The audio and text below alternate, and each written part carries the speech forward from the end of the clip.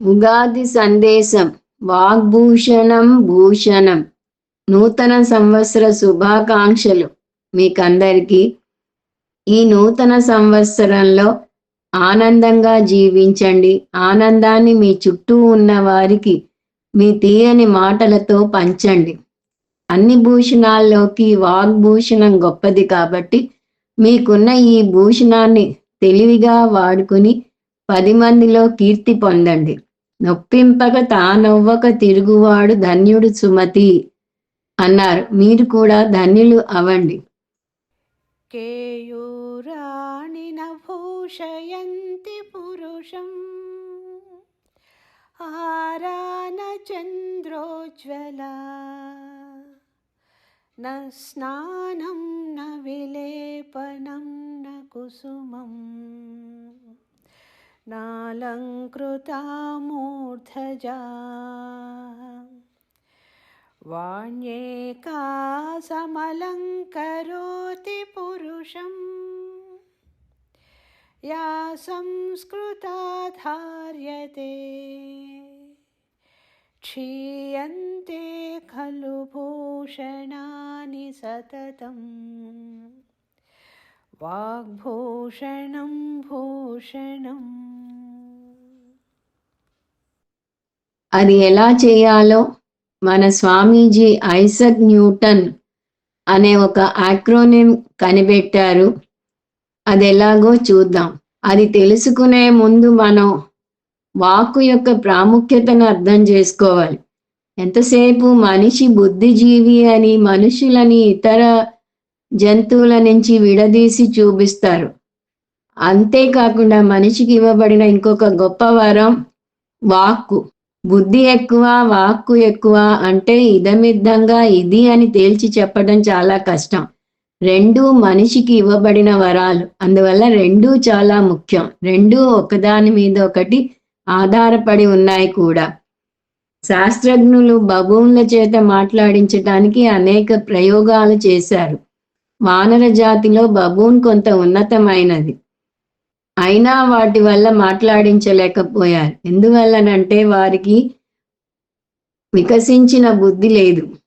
మాట్లాడే శక్తి ఉండి బుద్ధి లేకపోయినా, బుద్ధి ఉండి మాట్లాడే శక్తి లేకపోయినా ప్రయోజనం లేదు.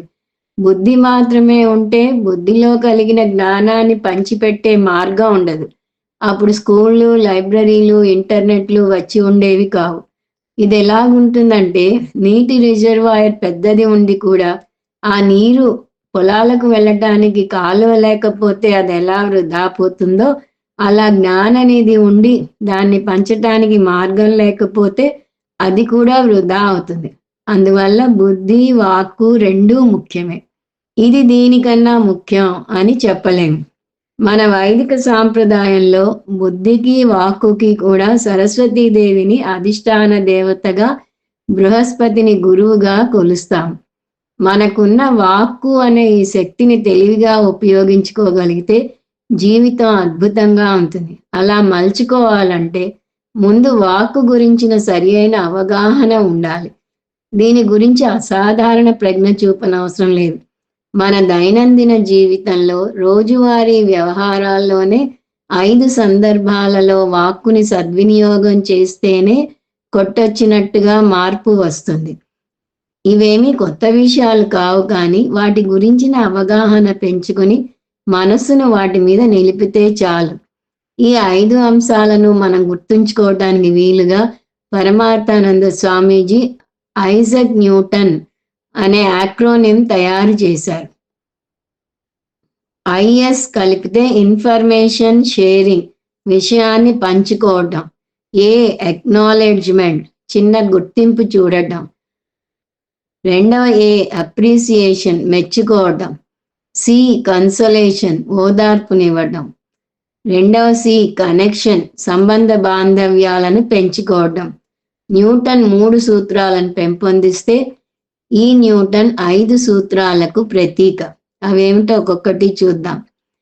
1 ఇన్ఫర్మేషన్ షేరింగ్, విషయాన్ని పంచుకోవటం. మన దైనందిన జీవితాన్ని ఒకసారి బేరీజు వేసుకుంటే మనం ఆ రోజు ఏం పనులు చేయాలో ప్రణాళిక వేసుకుంటాం. దాని ప్రకారం పనులను చేస్తాం. కానీ ఇప్పుడు కొత్తగా చేయాల్సిన అంశం ఎవరితో ఏ పనులు చేస్తామో వారికి ముందుగా ఆ విషయాలను తెలియజేయటం. సాధారణంగా వారితో విషయాన్ని పంచుకోం. అలా పంచుకుంటే ఎంత పెద్ద మార్పు వస్తుందో చూస్తే మనకే ఆశ్చర్యం వేస్తుంది.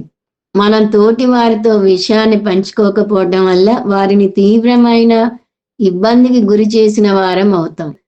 ఇప్పటికీ చాలా మంది గృహిణులు ఈ సమస్యను ఎదుర్కొంటూ ఉంటారు. భర్త ఆ రోజు ఇంట్లో భోజనం చేస్తాడో చేయడో తెలియదు. ఎక్కడికి వెళ్తున్నాడో ఎప్పుడు వస్తాడో తెలియదు. కొంతమందికి అయితే భర్త బయట ఊరికెళ్ళినా తెలియదు. ఓ రోజు ఇంట్లో భోజనం చేయడు, ఇంకో రోజు చెప్పా పెట్టకుండా నలుగురు మనుషులను తీసుకుని ఇంటికే భోజనానికి వస్తాడు. ఈ 21వ శతాబ్దంలో కూడా ఇలాంటి మనుషులు ఉన్నారా అని ఆశ్చర్యపోకండి. స్వయంగా కొందరు గృహిణులు స్వామీజీకే తమ గోడు వెళ్ళబోసుకున్నారు. ఇటువంటి భర్తలకు భార్య ఒక యంత్రం. ఆమెకు ఒక మనసు ఉంటుందని, ఆమెను పట్టించుకోకపోతే బాధపడుతుందని తెలియదు. మనం జీవితంలో పాటించాల్సిన మొట్టమొదటి ధర్మం అహింస పరమో ధర్మః. ఎదుటి వారిని ఎట్టి పరిస్థితిలోనూ హింస పెట్టకూడదు. కొంతమందికి భార్య అంటే లోకువ. కొంతమంది బయట వాళ్ళ దగ్గర అగ్గగ్గలాడినట్టుగా భార్య దగ్గర కూడా అగ్గగ్గలాడాలా అనే విపరీత ధోరణి చూపిస్తారు. ఎప్పుడు వస్తారు అని అడిగితే తప్పు. బయటకు వెళ్తుంటే ఎక్కడికి వెళ్తున్నావని అడగకూడదని తెలీదా అంటారు. ఇక్కడ ధర్మశాస్త్రం తెలుసుకుని భార్యతో ఎలా నడుచుకోవాలో, భర్తగా తన ధర్మం ఏమిటో మాత్రం తెలీదు అంటారు కొందరు గృహిణులు. ఇది కూడా ఒక విధమైన హింస కిందికే వస్తుంది. మాట్లాడాల్సిన చోట మాట్లాడకపోవటం కూడా పాపమే. ఎవరింటికో వెళ్ళాలనుకుంటే వారికి ముందు చెప్పి వెళ్ళటం మర్యాద. ఫలానా సమయానికి వస్తామని చెప్పాలి. అలా చెప్పటం వారికి మేలు చేయటం కిందికి రాదు, మన బాధ్యతను సూచిస్తుంది. అందువల్ల మనకు భగవంతుడు ఇచ్చిన వాగింద్రియాన్ని ఇప్పుడు వాడాలి. చెప్పా పెట్టకుండా వెళ్ళటం పాపం. చెప్పిన సమయానికి కాకుండా ఇంకో సమయానికి వెళ్ళేటట్టయితే ఫోన్ చేసి చెప్పాలి. ఒకవేళ వాళ్ళతో 5 నిమిషాలే ఉంటాము అని చెప్తే 5 నిమిషాలే ఉండాలి. కొంతమందికి 5 = 50. 5 నిమిషాలని 50 నిమిషాలు కూర్చుండిపోతారు. వారి దృష్టిలో సున్నాకు విలువ లేదన్నమాట. మనం అన్న సమయానికన్నా ఎక్కువసేపు ఉండిపోతే వారికి ఏదో ముఖ్యమైన పని ఉండవచ్చు, ఎటో వెళ్లాల్సిన కార్యక్రమం ఉండవచ్చు. ఎంతసేపు మనం కూర్చుంటామో తెలియక వారు ఇబ్బందిగా మొహం పెట్టవచ్చు. అందువల్ల వాగింద్రియం గురించిన మొట్టమొదటి సూత్రం, మీ భావాలను మీ భార్యతో పంచుకోండి. ఎవరింటికన్నా వెళ్ళాలంటే వారికి ముందు చెప్పండి. మీ వీలు మాత్రమే చూసుకోవడం కాదు, వారికి కూడా వీలుందో లేదో కనుక్కోండి. అలా చెప్పకుండా వచ్చే వారితో బాధలు స్వామీజీ కూడా పడుతుంటారు. సరిగ్గా స్వామీజీ క్లాస్కు వెళ్లే ముందు వస్తారు, ఎప్పుడు వెళ్తారో తెలియదు. కొంతమంది ఫోన్లో కూడా అనర్గళంగా మాట్లాడేస్తూ ఉంటారు. అవతలి వారు ఎటైనా వెళ్ళాలో ఏదైనా పనిలో ఉన్నారో కనుక్కోరు. అందువల్ల ఫోన్ చేయగానే ముందు నీకు ఫ్రీ అయినా, నీతో 5 నిమిషాలు మాట్లాడాలి అని చెప్పాలి. అలా చేయగలిగితే మీకు తెలియకుండానే మీరు ఒక మంచి విలువను పాటిస్తున్నారు. రెండవ అంశం అక్నాలెడ్జ్మెంట్, చిన్న గుర్తింపు చూపటం. పూర్వం ఎవరికైనా ముఖ్యమైన ఉత్తరమో ఒక వస్తువో పంపాలంటే రిజిస్టర్ పోస్ట్లో పంపేవారు. దానికి ఒక అక్నాలెడ్జ్మెంట్ కార్డు జత చేసి ఉండేది. ఆ పార్సిల్ అందుకున్న వ్యక్తి ఆ పార్సిల్ అందిందని ఈ కార్డుని తిప్పి పంపేవాడు. కానీ ఇప్పుడు కొరియర్లోనో స్పీడ్ పోస్ట్లోనో పంపుతున్నారు. అందిందో లేదో తెలియదు. అందుకున్న వ్యక్తి ఒక్క మాట అందింది అని చెబితే వీరికి భారం తీరుతుంది. సంభాషణలో కూడా అంతే. ఎదుటి వ్యక్తితో మీరు మాట్లాడుతున్నప్పుడు అతను వింటున్నాడో లేదో తెలియదు. ఎందుకంటే ఎదుటివారి మనసు మీకు తెలియదు. ఎదుటివారి మనసు ఇక్కడ ఉందో లేదో, వింటున్నారో లేదో, విన్నా మీరు చెప్పింది చెప్పినట్టుగా అర్థమైందో లేదో తెలియదు. మీరు మాట్లాడే ప్రతి మాట చీకటిలో మాట్లాడినట్టుగా భావించండి. అది చీకటిలో బొమ్మ వేయటంతో సమానం. చీకటిలో వినాయకుని బొమ్మ గీయటానికి ప్రయత్నిస్తే అది ఆంజనేయ స్వామి బొమ్మగా తేలవచ్చు. అందువల్ల ముఖ్యమైన విషయం ఎదుటి వారికి చెప్పాలనుకునే మీకు ఇది చాలా ఒత్తిడిని, ఆందోళనను కలగజేస్తుంది. విషయం ఎంత ముఖ్యమైతే ఆందోళన అంత ఎక్కువ అవుతూ వస్తుంది. మీరు ఆశించినట్టుగా వారు ఆ పని చేస్తారో లేదో అనే బెంగ ఉంటుంది. అందువల్ల ఇది మీరు విషయం చెప్పే వైపు ఉంటే. ఇప్పుడు మీరు విషయాన్ని అందుకునే వైపు ఉంటే మీరేం చేయాలి? మాటలతో వ్యక్తపరచాలి. నువ్వు చెప్తున్న అంశం నాకు బాగా అర్థమైంది. దాన్ని బాగా గుర్తుపెట్టుకుంటాను. నువ్వు కంగారు పడకు. నువ్వు కోరినట్టుగా నేను చేస్తాను అని హామీ ఇవ్వాలి. ఒక్కోసారి మిమ్మల్ని ఎదుటివారు విమర్శిస్తారు. ఒక్కోసారి మీ భార్య మిమ్మల్ని తిడుతూ గంటసేపు మాట్లాడుతుంది.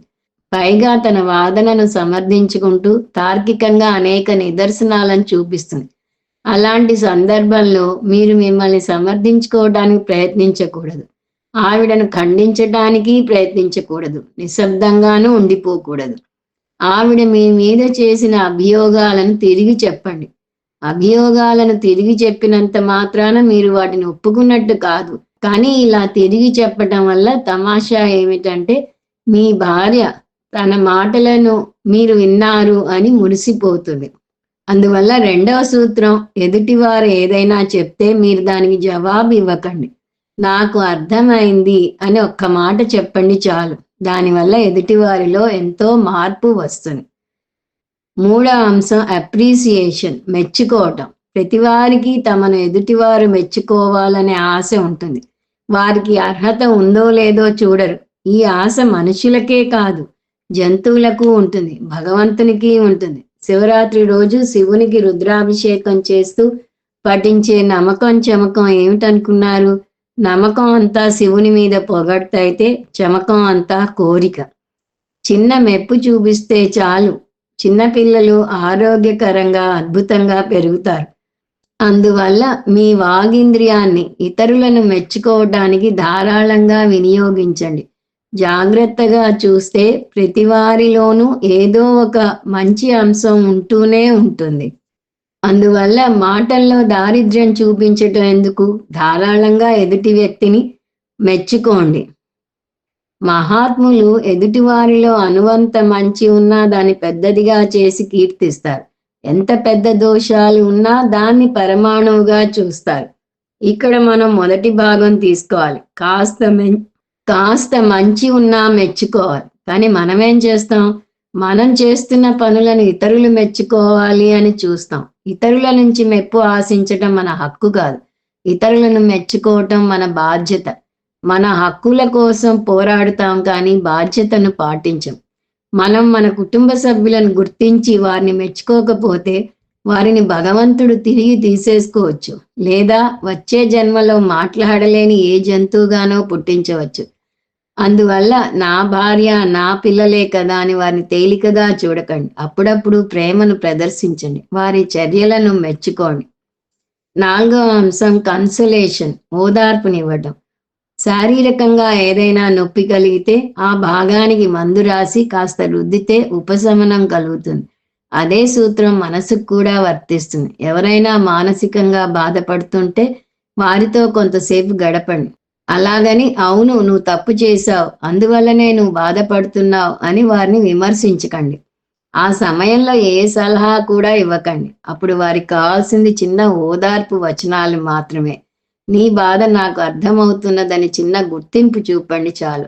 బాధను పంచుకుంటే తగ్గుతుంది. అందువల్ల 4 ఓదార్పు వచనాలు పలకండి. 5వ అంశం కనెక్షన్, సంబంధ బాంధవ్యాలను పెంచుకోవటం. కుటుంబ సభ్యులతో సంబంధ బాంధవ్యాలను పెంచుకోండి. వారితో సంభాషణలు చేస్తూ ఉండండి. అలా మాట్లాడేటప్పుడు ఇబ్బందికరమైన అంశాల జోలికి పోకండి. వారిని బాధ పెట్టే మాటలు మాట్లాడితే అది సంభాషణకు దారి తీయదు. వారి మీద మీరు ఫిర్యాదు చేయటమో లేదా మీ మధ్య పోట్లాట జరగటమో అవుతుంది. దీనివల్ల మీ మధ్య బంధం పటిష్టం కాకపోగా బీటలు వారుతుంది. సంభాషణ జరిగేటప్పుడు ఈ విషయాన్ని గుర్తుంచుకోండి. అత్తగారిని కానీ అత్తగారి వైపు వారిని కానీ విమర్శించకండి. ఎంతైనా వారు మీ ఆవిడకు ఆత్మీయులు. మీ భార్యతో మీ అనుబంధం బలంగా ఉండాలంటే ఆవిడను బాధ పెట్టే విషయాలు మాట్లాడకండి. మీరు మృదువుగా మాట్లాడగలిగితే మీ మాటలే మీకు ఆభరణాలు అవుతాయి. కిరీటాలు, సూర్యచంద్ర హారాలు, సుగంధ వస్తువులు, పుష్పహారాలు అందాన్నివ్వవు. మధురమైన వాక్కు ఒక్కటే గొప్ప అలంకారమై ప్రకాశిస్తుంది.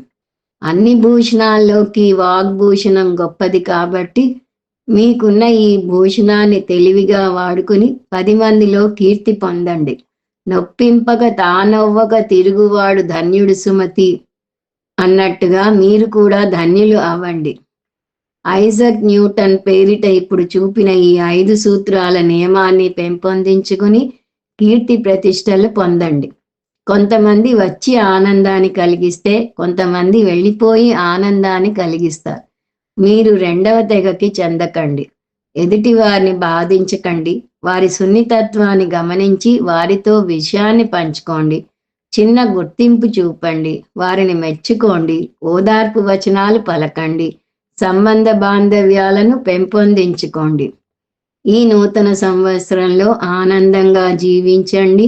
ఆనందాన్ని మీ చుట్టూ ఉన్న వారికి మీ తీయని మాటలతో పంచండి. మళ్ళీ ఒకసారి మీ అందరికీ నూతన సంవత్సర శుభాకాంక్షలు. శుభం భూయాత్.